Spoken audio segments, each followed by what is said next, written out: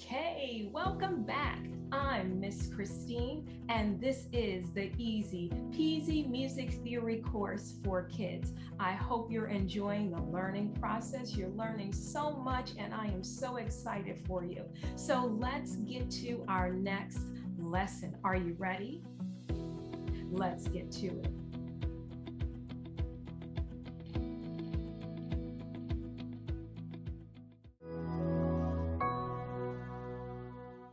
Welcome to our next lesson. All right, so what are we talking about in today's lesson?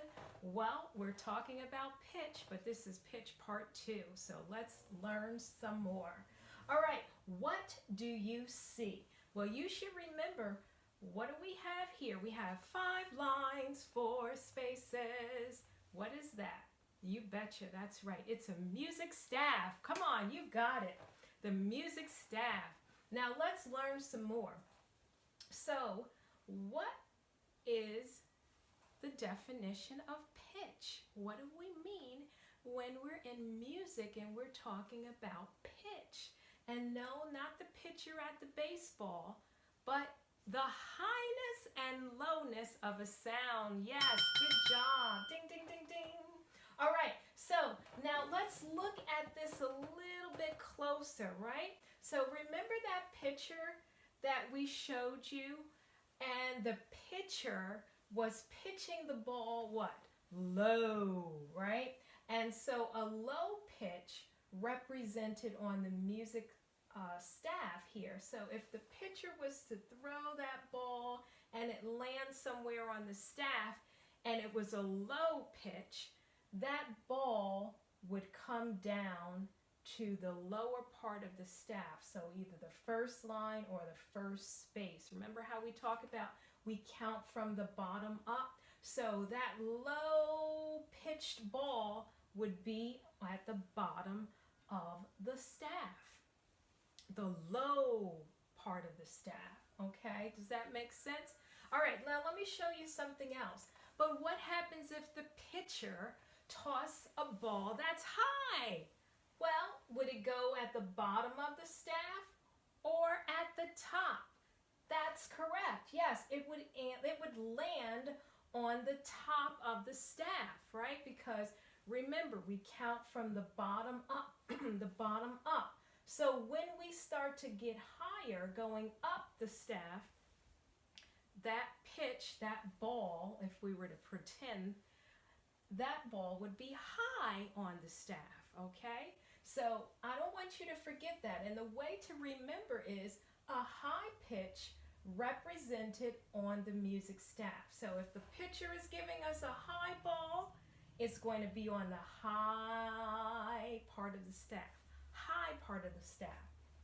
And if I go back and if the pitcher pitches a low ball, okay, and we're pretending that it's a low ball. We know that in music we don't have baseballs on a music staff, but if we were to pretend, that would be a low sound. It's represented on the staff. So you get a good idea of what it looks like, right? Because music has all kind of beautiful symbols and it can be confusing. So we want to make this easy peasy. All right, let's learn some more. So what happens if I give you an example, say example A, and we're to look at, say, circle number 1 and circle number 2. Well, you already know from our wonderful picture that circle number 1 is higher on the staff and circle number 2 is lower on the staff, right? So we already know that because our baseball players told us all about it. All right, now let's look at example letter B. Example letter B, well, circle 1 is now on the lower part of the staff, and circle number 2 is up where? Higher up on the staff, okay? So you get a good visualization of what it looks like. If we were to turn these into little baseballs, for example, then you would know that this baseball or this circle is high on the staff and this circle is low on the staff. So you get the idea. All right, we're gonna move along and learn some more. But now let's look at this some more. Look at the circles below and see how it moves higher and lower on the staff. So let's take our finger and let's have some fun. Here we go. So we're going to go low, and then we're going to go oh.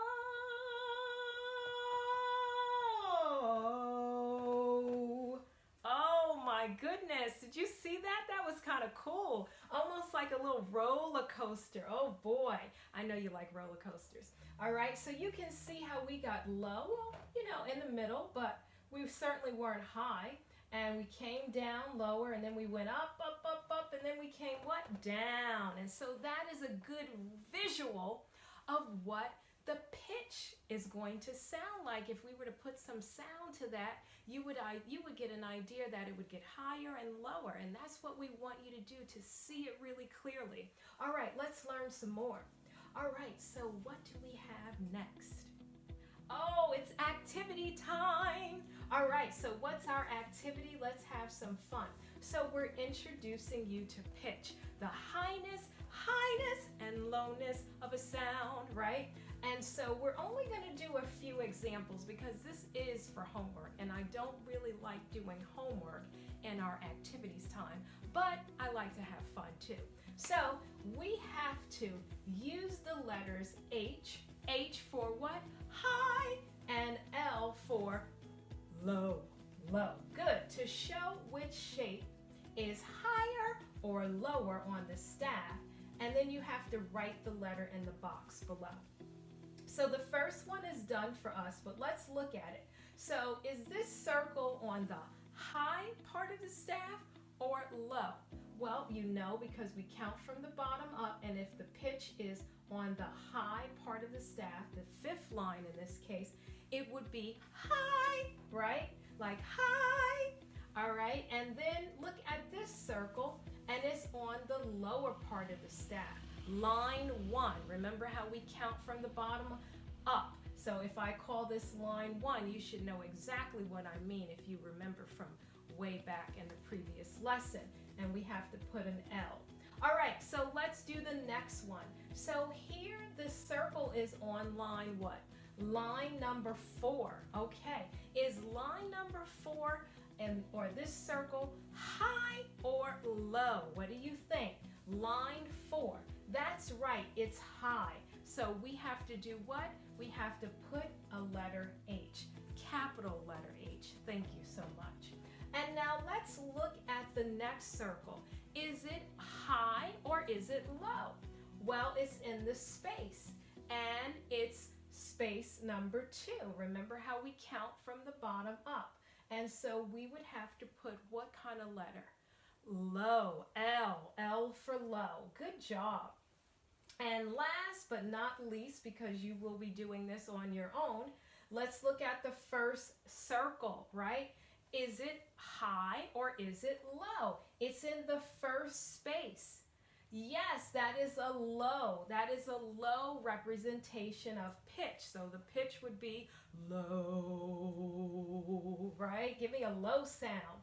And now let's look at that circle. And is it high or is it low? It's in the space, space number 3. What do you think? Well, yeah, it's high. It's certainly higher than the first dot or the first circle. All right, so this is for you to have some fun and work on it on your own.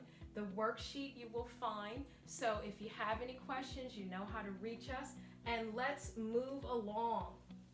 So what did you learn today? What did you learn today? Well, you're able to visually, meaning you're able to see and distinguish between high and low pitches on the music staff.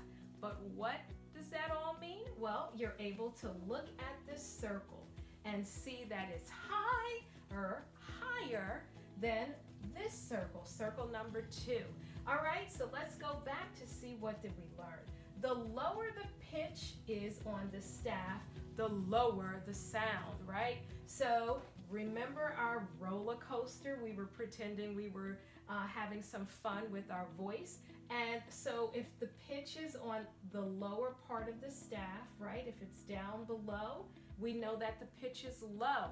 And that's how we're able to distinguish visually by looking at those circles that it's going to be low. And of course, if we were to look at a pitch going upward, going up the staff, we know what? The pitch would be higher. That's correct. All right, so I think we covered everything, right? We just talked about the higher the pitch is on the staff, the higher the sound. So good work for today. I want you to do your homework, and I'll see you in the next lesson.